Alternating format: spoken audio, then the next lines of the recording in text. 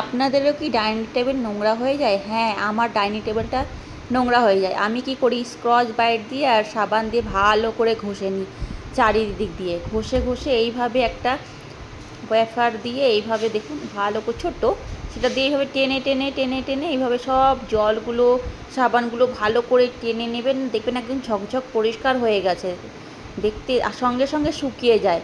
সব থেকে বড় কথা, একদম ড্রাই হয়ে যায়। হ্যাঁ, ডাইনিং টেবিল এইভাবে করে আমি পরিষ্কার করে নিই, প্রতিদিনই করি। তো আজকে ভাবলাম ভিডিওটা করে রাখি তোমাদের দেখানোর জন্য। আজকের টিপসটি কেমন লাগলো? আশা করি ভালো লেগেছে। ভালো লাগলে লাইক, কমেন্ট, চ্যানেলটিকে সাবস্ক্রাইব করবেন আর সবসময় আমার পাশে থাকবেন।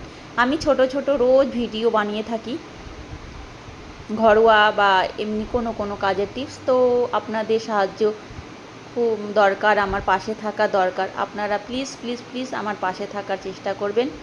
ভিডিওটি ভালো লাগলে লাইক, কমেন্ট, চ্যানেলটিকে সাবস্ক্রাইব করবেন। বাই, ভালো থাকবেন।